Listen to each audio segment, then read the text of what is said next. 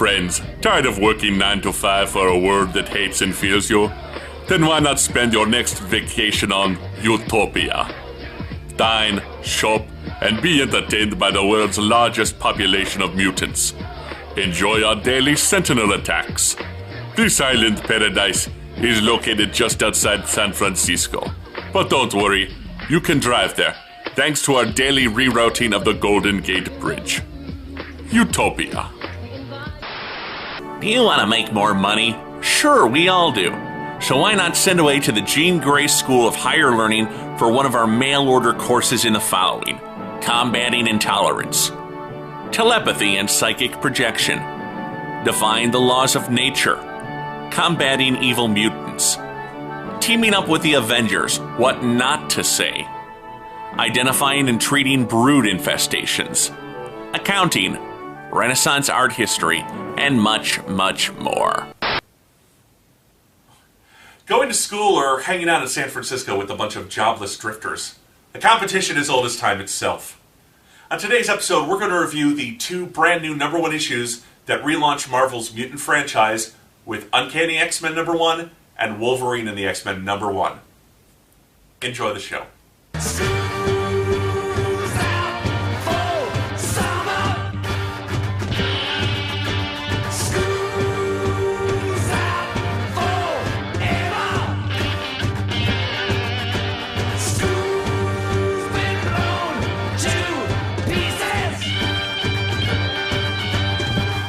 Hi everyone, welcome back to Comic Book Issues. I'm your host, The Last Angry Geek. In a market overwhelmed by #1 issues, we've got two more coming at you. After the recent miniseries Schism, Wolverine and Cyclops have taken the mutant race in two separate directions. Team Cyclops espouses a survival-at-all-costs attitude aboard their island of Utopia on the West Coast, whereas Team Wolverine has reestablished the school in Westchester, New York, to teach children how to control their powers in an environment where they won't have to be soldiers. Again, Cyclops is saying let's get them before they get us, and Wolverine is saying let's give peace a chance. Here's the first issue recap for Wolverine and the X-Men, and no, it has nothing to do with the cartoon series that was on a few years ago. The book opens the day before inspectors are due to arrive and look things over. Wolverine is showing Professor X around the grounds of the new Jean Grey School of Higher Learning. Xavier declines to come on board with the staff, believing the torch has passed to Logan, but bestows his blessings on the Beast-designed campus and promises Wolverine that the challenges he'll face as headmaster are like none he can anticipate. Wolverine's a headmaster? You mean his skull transforms into a robot? Oh, that makes sense because he's got all that metal up there.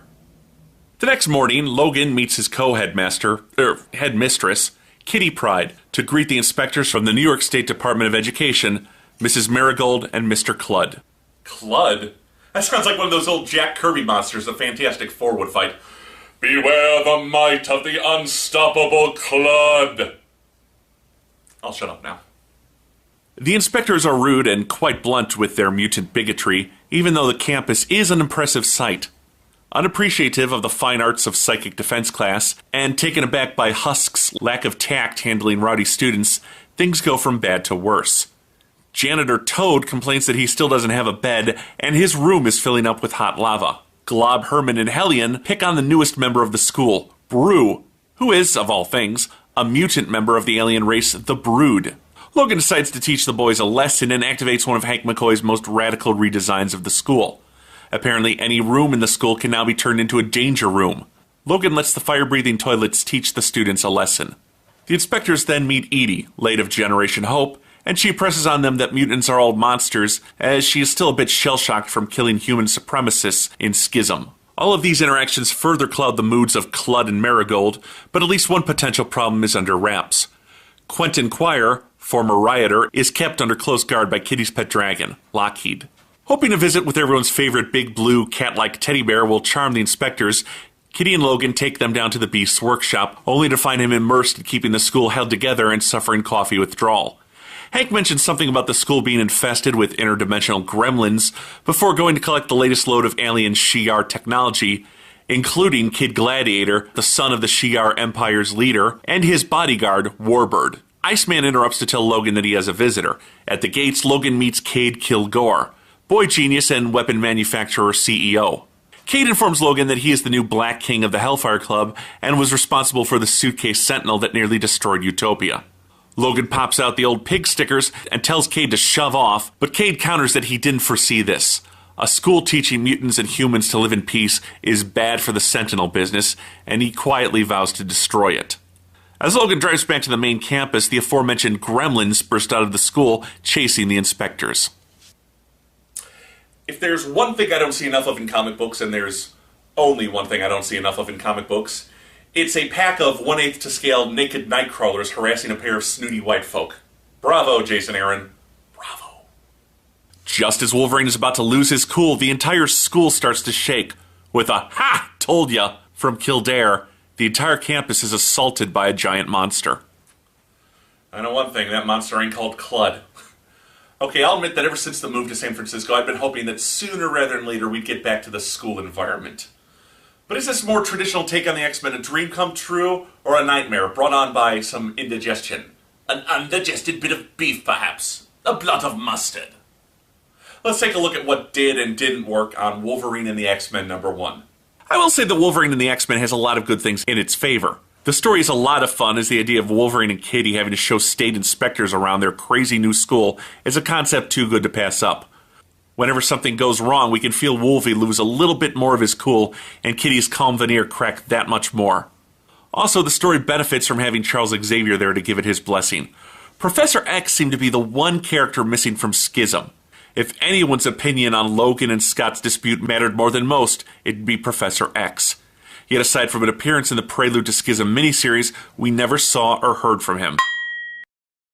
Even though it seems like he's staying on Utopia, his appearance here gives the book the right sort of legacy feel for the X-Men franchise. However, where the book fails is that it hits us with so much information at once, we never really get a chance to decompress and let it sink in. It's only the first issue, but it feels as though we're 6 issues in and we've missed something. The best example being the alien students at the school. Where did Wolverine find a mutant brood? When did Gladiator have a son? It seems like the alien students should have been introduced in a later arc so we'd have time to appreciate what Wolverine's done with the school, and these new unique characters could have a longer, more proper introduction. It's a case of too much too soon. Speaking of which, Bamfs. The school gets infested by gremlins that just happen to look like Wolverine's dead best friend, and they call them Bamfs? Not only that, but in the school pamphlet at the back of the comic, Wolverine is hunting them down, so he's also killing the miniature versions of his dead best friend. Even to a guy like me, that's cold. Also, while I thought the Hellfire Club was the best thing about Schism, here Cade comes off as a little too ridiculous. Another reviewer pointed out that Cade Kildare is essentially Sue Sylvester from Glee. He shows up to give a long speech about how he's so great and they're so terrible, and how the Hellfire Club will take them down. It's a little too pompous and ballsy to be believable. Also in Schism, the Hellfire kids looked like they were 8 or 9. Here Bachalo draws Cade, who looks easily 15 or so. Otherwise, I do think the art is good, as I've always liked Chris Bachalo. He has a wonderfully stylized way of drawing men and women and even superpowers. I did feel like it suffered from a few too many extreme close-ups. Wouldn't it have benefited us to see just what Paige had transformed into, so we'd know exactly why it freaked out the inspectors? Also, in that last page, the final menace is very vague. Is that a giant monster a la Godzilla? If so, why are there a pair of hands sprouting out of its mouth, and where are its eyes? I couldn't really tell what was going on at that last moment. As mentioned before, there's a pamphlet for the school in the back. It's very helpful in that it tells us which mutants are at Gray's school. The class listings are good for a quick chuckle, but not much else. Okay, I didn't intensely like or dislike this first issue. Frankly, I was very overwhelmed by everything that was happening. I'll give you my rating at the end of the show, but suffice to say, whatever problems I had with this book, I feel like it's got a ton of potential, and once it gets settled, it should be a real fun read. Now, with Wolverine and company reviving the school for gifted youngsters, what happens to Utopia? Still under the leadership of Scott Summers and underwear fetishist Emma Frost, Utopia continues forward as a sanctuary for the beleaguered mutants across the globe. We open with a full-page spread of Dramatis Presenti, before going into a tour of San Francisco with special focus on Utopia and the city's other claim to fame.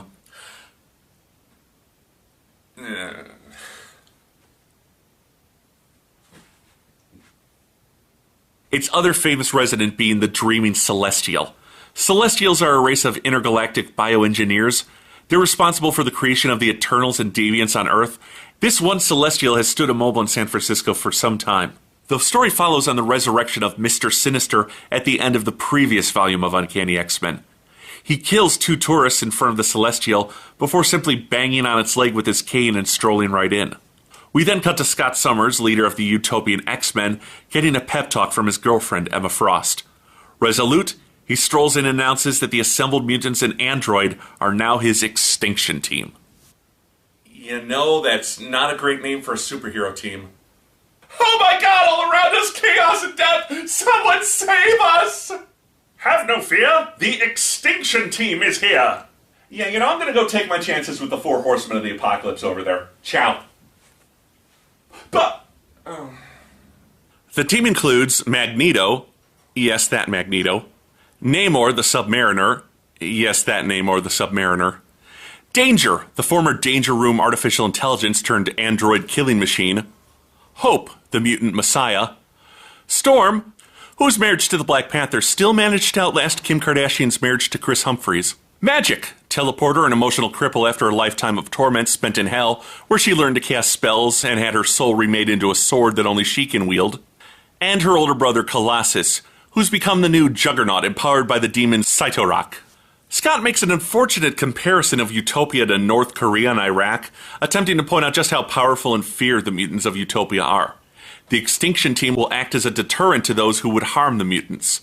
Storm, in her new role as Scott's Jiminy Cricket, points out that many of the team have a checkered past with villainy, and Scott counters that they must rely on each other to make sure the team doesn't cross any moral boundaries. Time passes and business as usual continues on Utopia until they're contacted by Abigail Brand, leader of SWORD, Earth's extraterrestrial defense agency. They've detected a massive spike in the energy output of the dreaming Celestial. Scott decides this is the perfect time to debut the extinction team. In contact with their scientific advisors, the X Club, they begin to analyze the alien when its head takes off and transforms into a bust of Mr. Sinister. Does anyone else have any Unicron flashback? Sinister taunts the X-Men that they should thank him for playing villain to their public attempt at heroism. The head blasts lasers at them while Emma calls in Namor. The King of Atlantis proceeds to spike the head into the ground. Before the team can take advantage of Namor's attack, the Celestial's body begins to break apart into hundreds, if not thousands, of Matrix-esque probes. The Juggerossus, or is that Colossernaut, gets blasted by one of these probes. Emma thinks her diamond form will protect her, only to find she's lost an arm. Magneto and Storm combine their powers to begin destroying the probes. Peter decides to jug her up and the Juggernaut helmet magically appears. Magic creates a torpedo teleport and Colossus shoots out of it to destroy another probe. Dr. Nemesis speaks some technobabble that would put Star Trek to shame, and this somehow gives Magneto the idea to use his magnetic powers on the metal probes.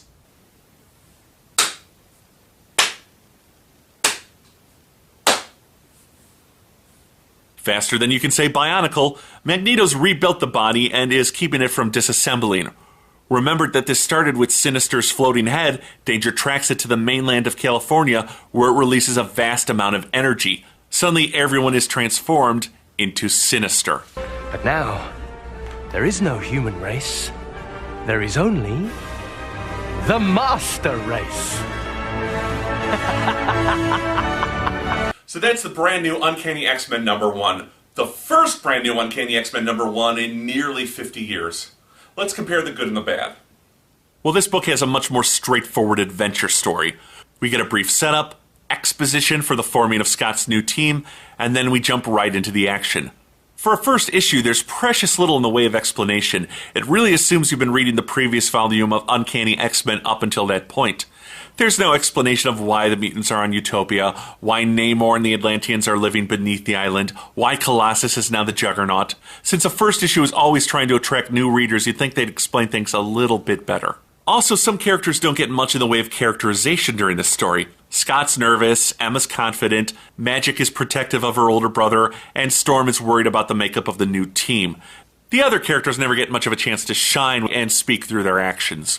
Also, this book more or less ignores the death of Mr. Sinister back in Messiah Complex, although that might be referenced in later issues. However, since that event, we've had the living clone of Miss Sinister around, but again, she's not mentioned. Sinister is back, and we're just supposed to ignore what's happened since he's been gone. Reboots like that always kind of annoy me, but given that Sinister was a schemer, I guess it's okay to infer that he had multiple resurrection plans in place and came back via one of those.